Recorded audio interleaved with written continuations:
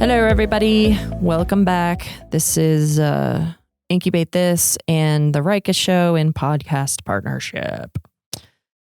We're talking today about a topic that is very, very prevalent. I think it's prevalent in a lot of areas, but especially in technology right now. We're hearing about this all the time.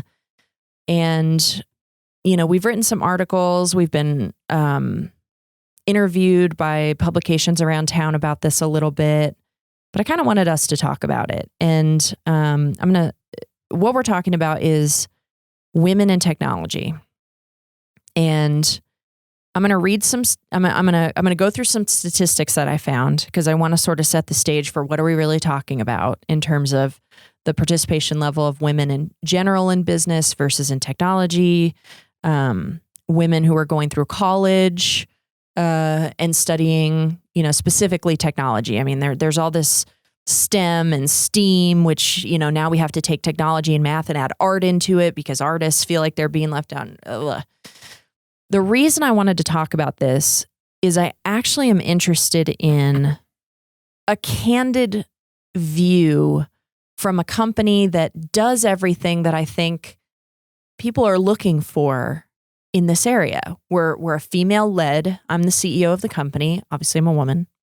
In case you weren't sure, I identify as a woman. And we have experience enough in the world of startups to be able to speak to female versus male in that world.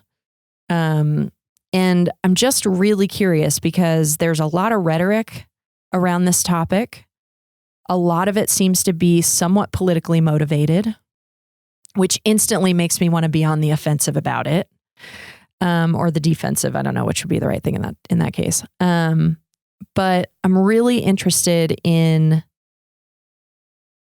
a real male viewpoint and my own viewpoint.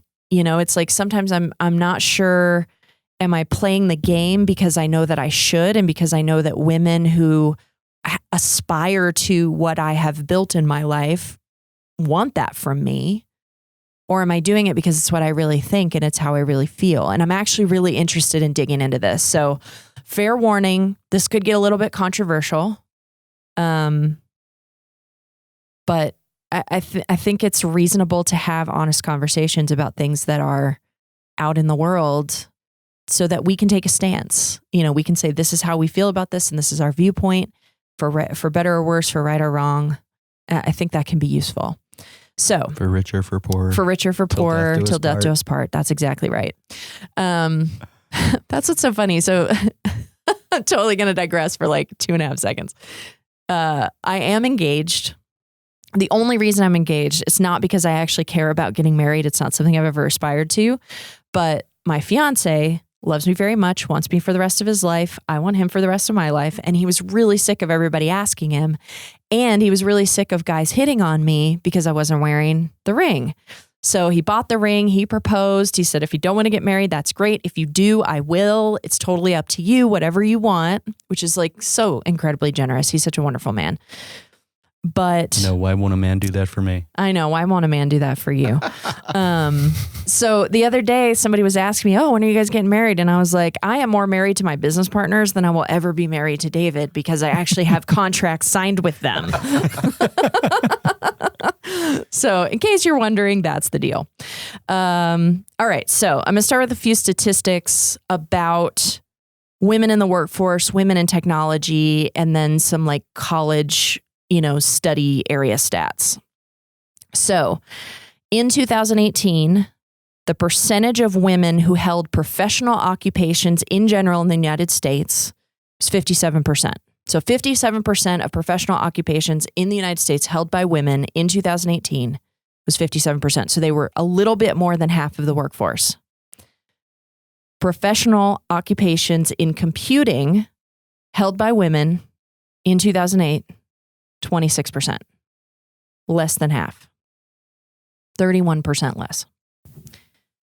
The percentage of Fortune 500 CIO positions held by women in 2018 in the United States, 20%. Now I want to get into a little bit about education. So we can see that in the workforce, in the professional workforce, women are more than 50%. In computing, about 25%, so less than half. And in the CIO, specifically the CIO position in Fortune 500 companies, only 20%. So even less than generally in tech. So there were some statistics that were published about AP test takers. This data is also from 2018. So the number of AP test takers in general who were female in 2018, 56%. So again, a little bit more than half. That jives with the general workforce. The number of AP calculus test takers who were female in 2018, 47%. That's actually quite a bit higher. The number of AP computer science test takers who are female, 28%. So first thing that I notice about that, and there's one more set of information I think is interesting, but one thing that I want to point out about that is the number of women in computing occupations and the number of women taking AP computer science tests is about the same. So we're going to talk about that in a second. Okay, so now let's go back to 2017. The number of graduates of bachelor degree programs across the United States who were women, 57%. The number of computer science and information science, so computer science bachelor's degrees who were women, only 19%. Here's the really interesting piece of the statistic. The computer science, in 1985, the percentage of women who were graduating with computer science bachelor degrees, 37%.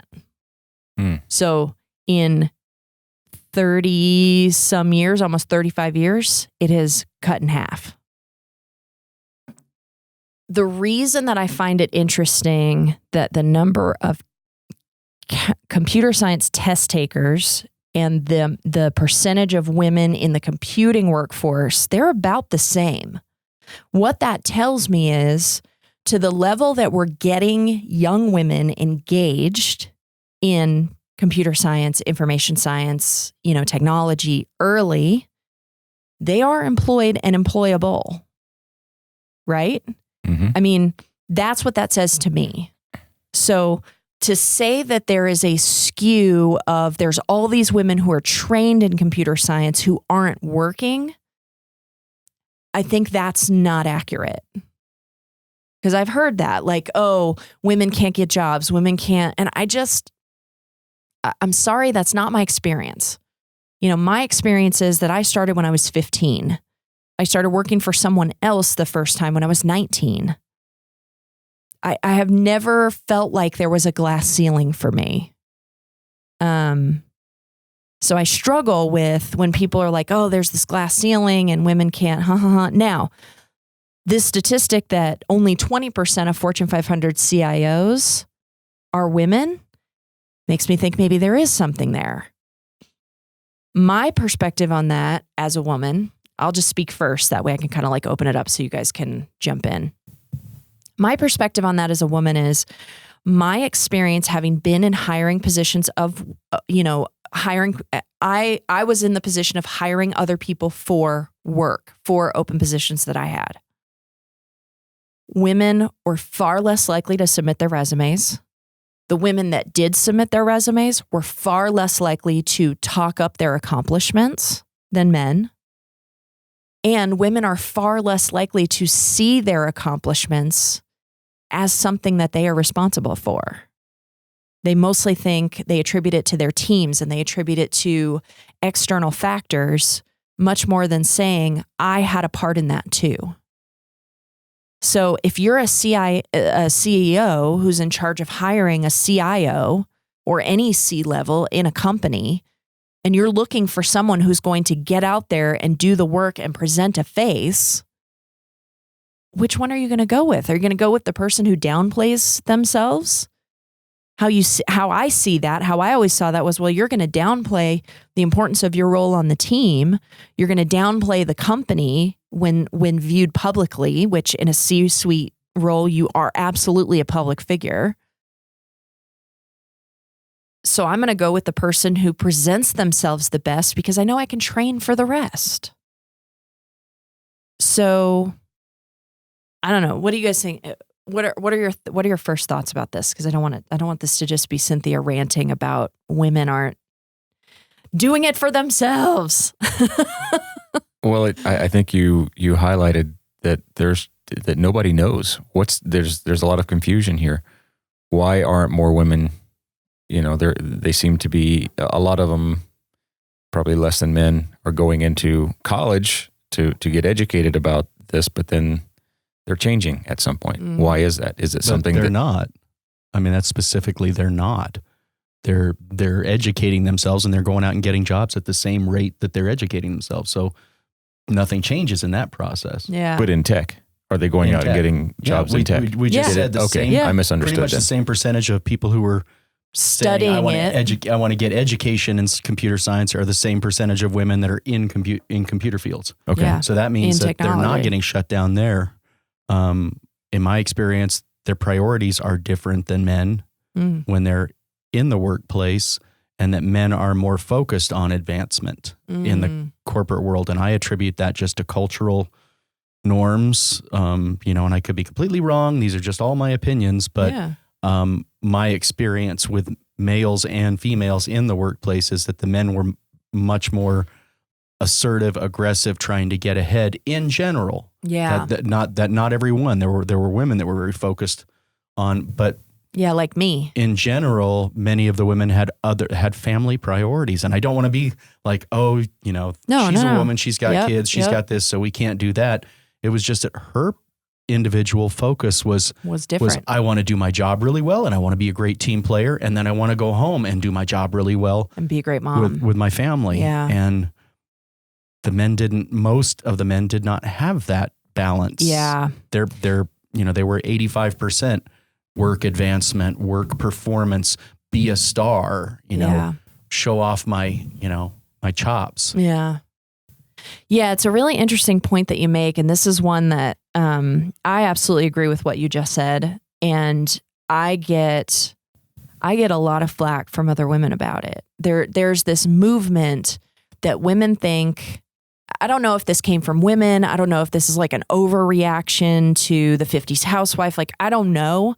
But for some reason, women feel the burden to be extraordinary at everything.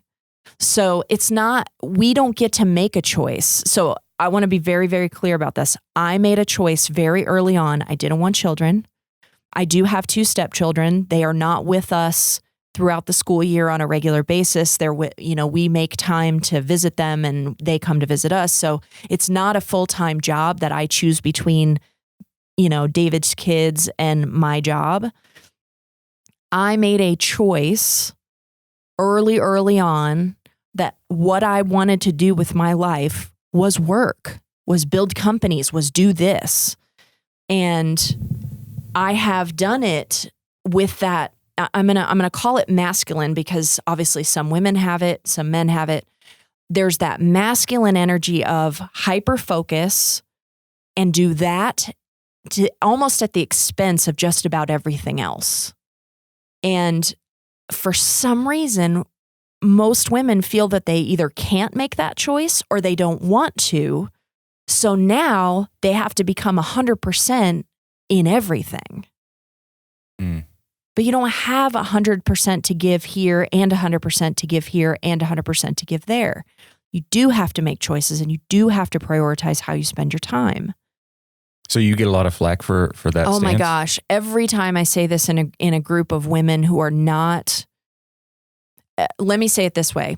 I'm in groups of women who are business owners like I am, and they struggle with this as well. Most of them have children.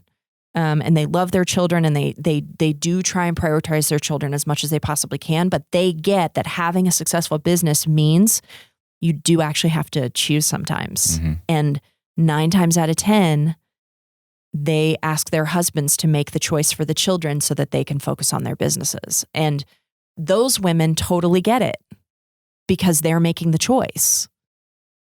Women in general, this like group thinking, follow the herd, say the buzz line that makes us feel like we're going to be empowered as women. That group, when you try and speak to them, you're not a woman. You don't stand for women. You don't care about female advancement. Like they don't get it. And it's very, very frustrating because I am someone who is always looking for, we have offered discounts to get more women into our startup program. I'm always looking for women who have the spark, who have the thing, because I do have power. I have been there. I do know people who can help encourage and build up and support and advance those women. I look for that. I don't think it's everyone. The same way I don't think it's every man has that ability. Men just are willing to stand up for themselves. That's what I was going to say. That came to me while you were talking was, and I'm going from my own experience in corporate organizations for 30 years. And there's a lot of debate that goes on in technical jobs. There's lots of planning meetings and debate of how to solve a problem or to move forward with a project. And first of all, generally there's 1 or 2 women in the room and there's 6 men. Yeah. So first of all, they're outnumbered. And generally they won't bang their fists on the table, and they won't raise their voices, right? And they won't say you're full of shit. Yeah. But the men will. Yeah. The men will, no, we can't do it. And they will, like they're fighting for their lives. Yeah. And women will push for a direction, but if they're getting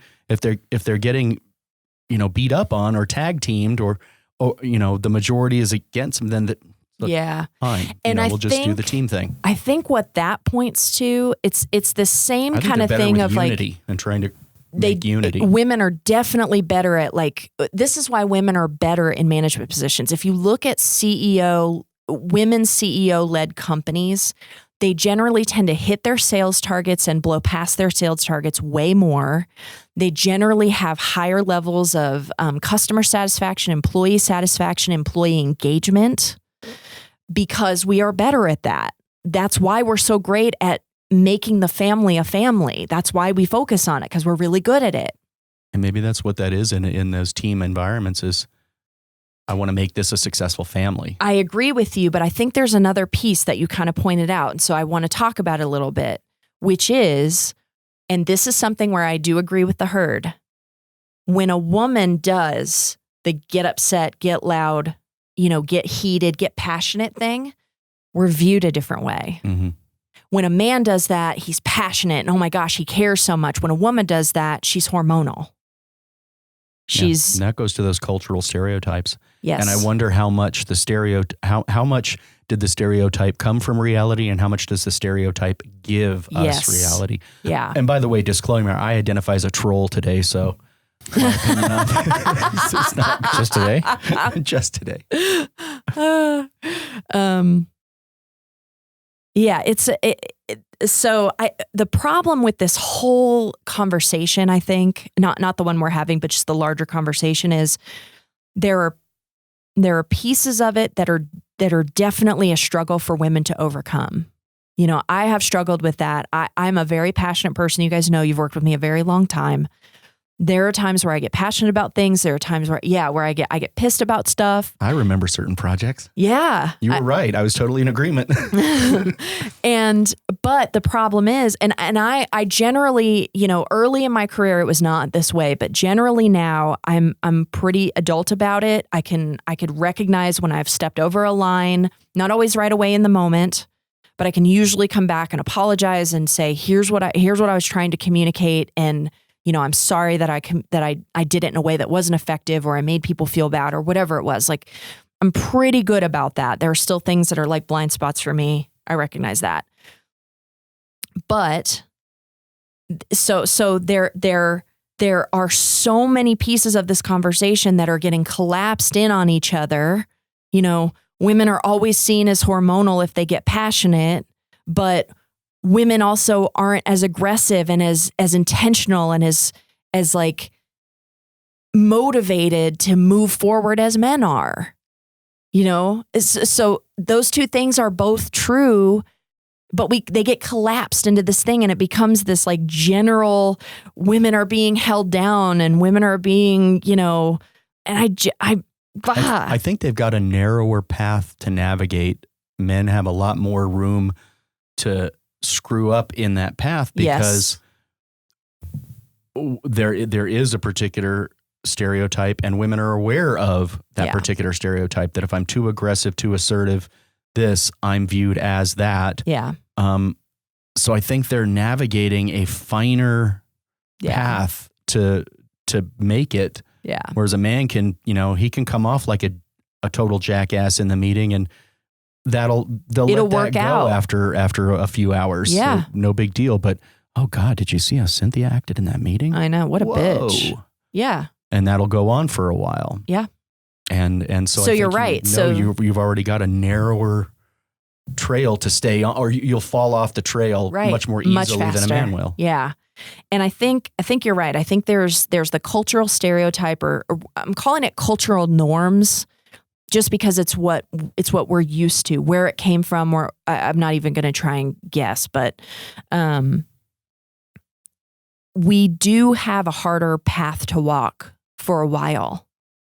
How that path gets easier is more women walking the path, making the choices that we have to make, and getting into positions of power in these companies in technology, where more women who don't have that level of like aggressiveness and like, you know, go after it will follow in our footsteps, and we can help them because we understand it better.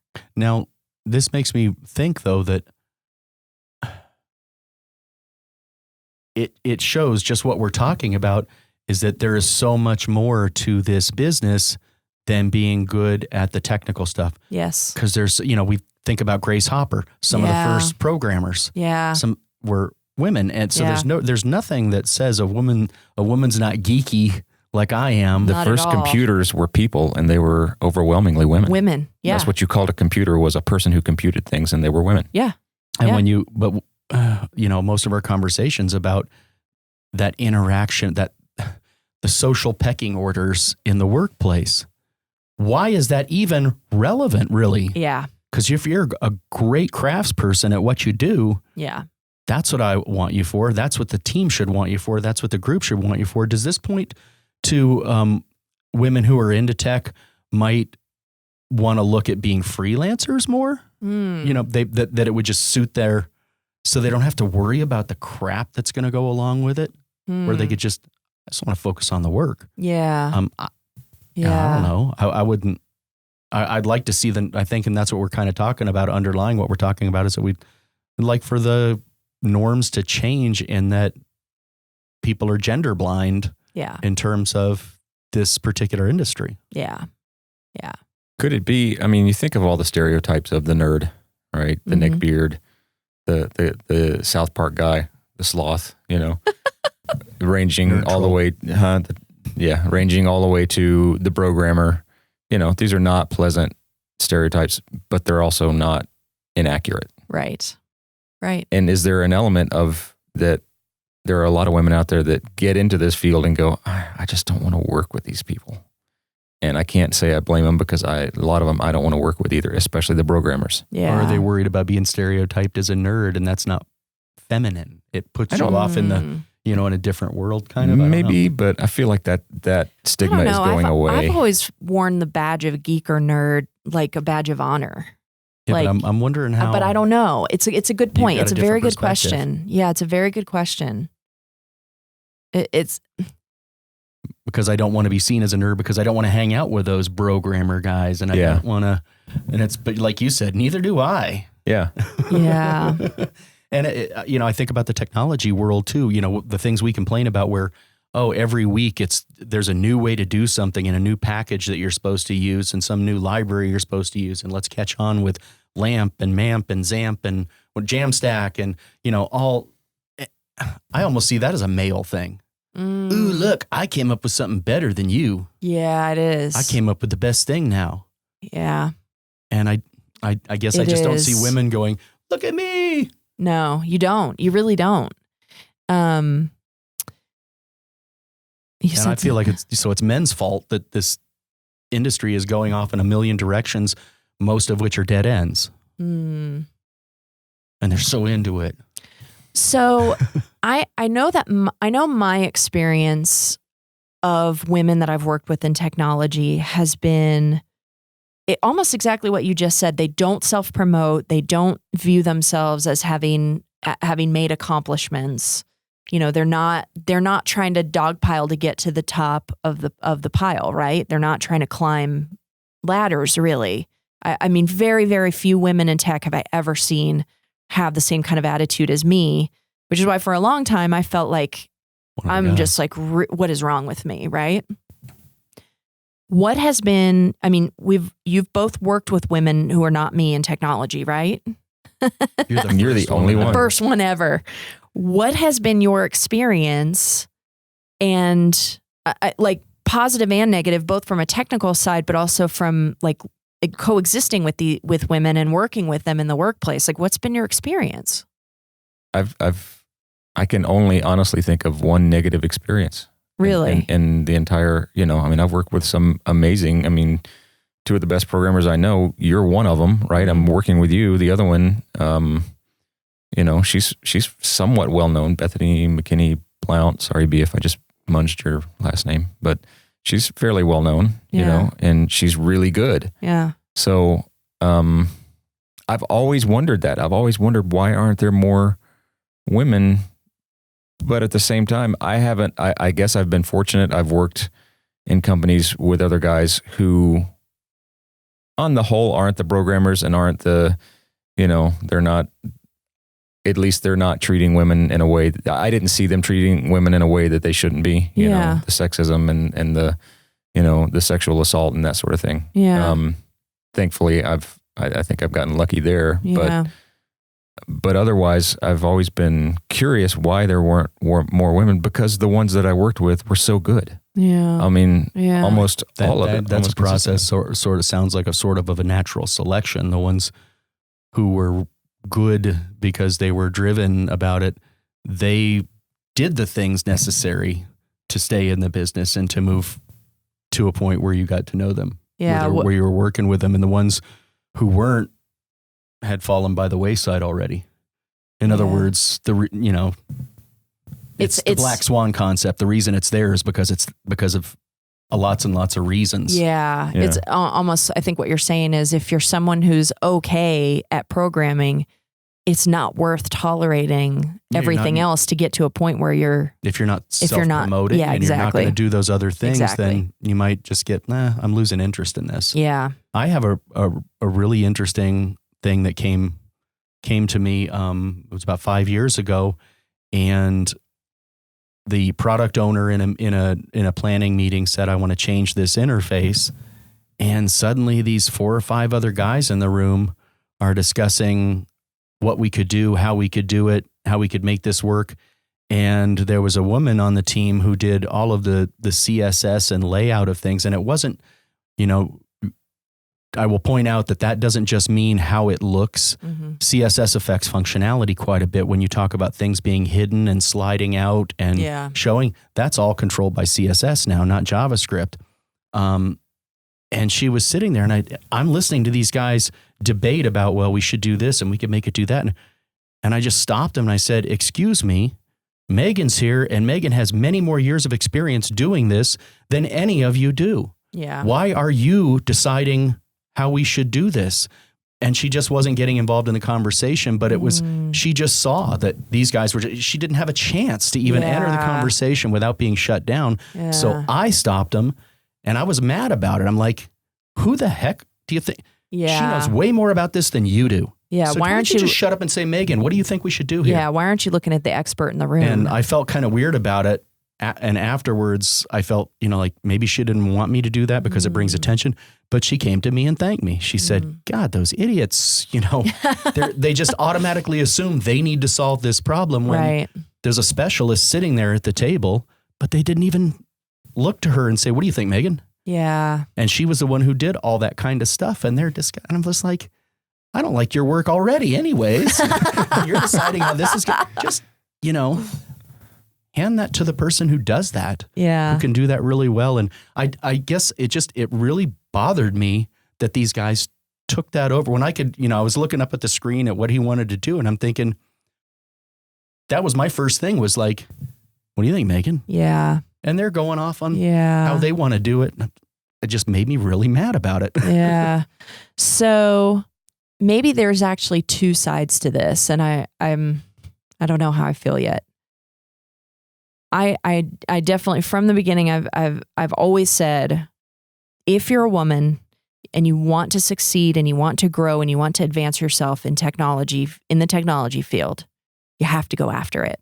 Mm-hmm. You have to draw some of that masculine energy from your coworkers or your husband or your boyfriend or your father or whoever it takes. Learn from them about how they brag on themselves and how they talk about their accomplishments in a way that shows that they understand that they have something to offer. You have to have that piece. You're never going to be successful in a male-dominated industry. We're never going to change this dynamic if you can't figure out how to harness that and use it to your advantage. There's nothing wrong with that. I'm looking at you. I'm telling you right now, there's nothing wrong with bragging on yourself, talking about your accomplishments, asking for a raise, being the full, competent, amazing woman that you are. The second piece is men have to start becoming more aware. Yes. Like men have to, and it's interesting because there's also a skew probably in the male mind of, oh, I relate to a man. So when I defer to a man as an expert, if it was a male expert in these things that you were talking about a few minutes ago, Grant, probably all the men in the room would have looked directly to him right away and said, what do you think? Because they wouldn't want the extra work. Right. Hey, there's somebody who'll do this. That probably can handle this whole new change for us. So I wonder if that male perspective of is it that men don't generally tend to automatically defer to a woman because they feel it makes them weak, or I think it's actually a different thing because I see this with David all the time. He absolutely respects and loves and elevates me, and he will tell anyone who listens how capable I am. But he's always trying to fix things for me. I was just going to say, men are from Mars. Yes. Men are fixers. So, we need to make a change. Boom, they're launching right into, well, we can do this.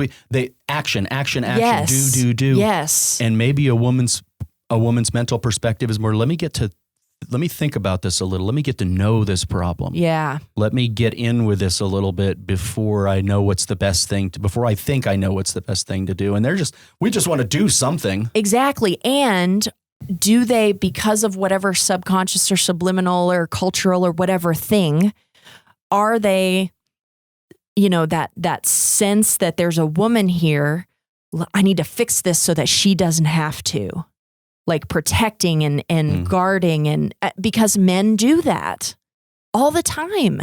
And it's not a conscious thing. They're not doing it. I feel like I've been in so many of these rooms where I look around at men who respect me and they've put me in positions of power, and they're still trying to protect me from stuff. And it takes me saying, I get you're trying to fix it for me. I get that you're trying to protect me from this thing that you think is horrible. It's not a bear. We're not 1,000 years ago in caves. Trust me. But it takes bringing that level of awareness because our instinctual masculine roles, feminine roles kick in on an unconscious level. So I think the other thing that I would say to women, because women are much more aware of this problem than men are, and that's how it should be. If we want to make a change, we have to be the one to make the change, right? Be the change you want to see in the world. So here's what I would say. I know that if either of these guys, my fiance, any of the men who back us, whether it's financially or from an advisory role, anytime one of them is doing something unconsciously where they're trying to protect me from something that is my responsibility to handle, I call it out. And all of them get that. So they just have to be reminded. They just have to be reminded. And they're like, oh, yeah, you're right. You're right. I'm doing that thing. You're right. Okay, how can I support you? We have to be the ones to start training men. I don't need protection. I don't need you to fix me. If I do, I will let you know. And I know that you will be fantastic at it. But we have to be the ones to bring that consciousness. And I don't think that bringing it from a point of trying to, it's time for men to be the oppressed ones and we're going to be the oppressor. That is not what I'm interested in. If that is what you are interested in, you and I are not on the same wavelength. I'm just letting you know. What I'm interested in is bringing awareness to both sides, helping men become aware when they're doing things inadvertently, because I don't think it's overt in most cases. When they're inadvertently doing things that hold me back or stop me from accomplishing the things that I want and need to accomplish, bringing awareness to that. Because I believe that a lot of men in this field are like Grant and Daryl. They would love to see more women get involved. And we like the different energy that happens when there's men and women in the conversation and it's more interesting. It's more fun. It's nice to be able to argue and fight passionately with a woman and not have it be like have life consequences exactly. in your personal world. Exactly. Where you'd be like, no, you're out of your friggin' mind. That's not going to work. Yeah. And I'll be honest, I've always been afraid to get to that level if I'm with a woman technician, but with a guy, no, I'll say you're out of your fucking mind. Yeah. You're full of shit. That's not going to work. Yeah.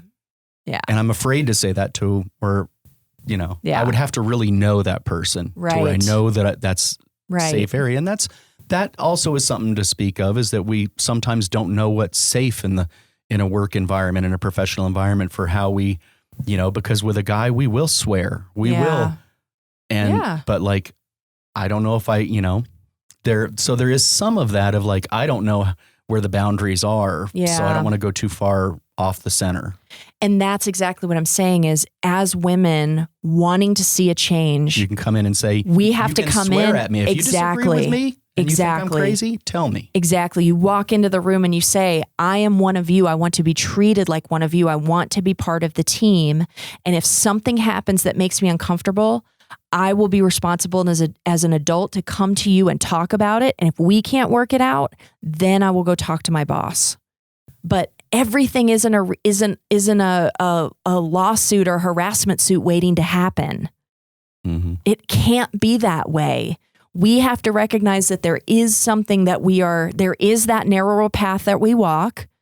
And in order to make it wider, we're going to fall. You're going to fall down. People are going to make mistakes. You are, men are. It's going to happen. It can't be that a man making a mistake throws everybody into a tailspin. So otherwise, they're never going to embrace women being there. It's not just good when you're seeking to make it more of an equal gender footing, or any quantitatively. There's not just good that has to be faced, like, oh, this is great. There's some bad that's going to have to be endured in that, because that's part of it. Daryl doesn't mind when I swear at him and when I say you're crazy. And so you've got to be okay with that too, and be like, hey, if I'm one of you, then I also have to take that in the context that it's in. Right. That you're not personally insulting me and calling me something because I'm a woman or anything like that. It's because you don't like my idea. Yeah. Yeah. You know what? It's interesting because I think a lot of the problem is women are trying to embrace their femininity and they're trying to relate to themselves as women. And being in a world full of men, we think we have to shut that down. That's not what we're saying. We're saying embrace what is to learn how you can start to impact it. Right? Get in the scrum. Yeah, you just got to get in there. It's not always going to be pretty, but that's the only way that change happens. It makes me wonder, because like right now I'm thinking of women that I've met who were truck drivers. Yeah. Or who were heavy equipment operators or construction equipment operators. And, they've sort of gotten there where it's like, I stand on my own 2 feet, baby, and I can hold my own with any of those guys. That's right. And it makes me wonder, what are their personality? What are the traits that they're having that didn't intimidate? It was more of a challenge. It was more of like, ha, ha, ha, ha. Yeah. And those, I would imagine on the whole, those guys respected those women way more, very much, way more. Yes, there are some dicks of those men. It's just who the truth. Harass her, and it's just the truth. And you know what? It's wrong. It is wrong. And you deal with it on a case by case basis. That is unfortunately one of the dynamics of men and women. Is there are men who view women only in a particular way and will objectify that. Mm-hmm. And it's just up to you as a woman whether you even acknowledge it and let it into your life. It's like, for me, when that shit happens, I'm like, that person loses I'm ignoring relevance in your life. It's just completely irrelevant. And my focusing on it or giving you attention or giving it any credence at all only makes you think that it only gives away power. Mm-hmm. I'm just not willing. And I firmly believe if you are a woman who wants to advance, who wants to be in this field, you have to be willing to go where you're accepted, to go find guys like Grant and Daryl and the men that I've worked for and the men that I've worked with and the men who have worked for me. They are out there. Go find them. Create the safe space for yourself by finding people like that. All right, we've talked a long time about this. It's a very hot topic. It's a very controversial topic. I took it on with the guys today because we have been approached a lot about it.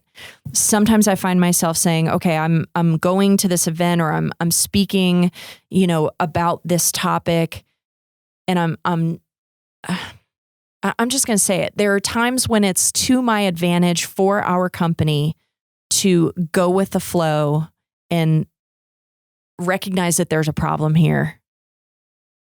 I just always want to be honest and forthright about my opinions about it because I don't think it's a completely one-sided thing. And I never want someone who hears me speak or who talks to me or who sees me in a position of power as a female in technology. I never want them to think that I think there's only one side to it, or that I think that I did this at the expense of any man that I've ever worked for or worked with or who's worked for me. So that's why I think that this was important to talk about and kind of get it out there. And we are interested in what you think. Post comments, send us emails. Yeah, we definitely want to hear what other people think. Yeah, because nobody really seems to have the answer. No, and most of what you see out in the general public is this herd groupthink stuff, which is men are bad, women are oppressed. And I'm sorry, it's just way more complicated than that, and way more nuanced than that. I was just going to say it's a much more nuanced situation than the media is. They're playing to the extremes, but yeah, I think the reality is infinitely more nuanced. Yeah. Thank you for coming along on this journey with us. This has been Grant Parks, Daryl Brogdon, and Cynthia Delaria for Incubate This in podcast partnership with the Raika Show. And go ye forth and be angry. We'll see you guys next time. Oh, women.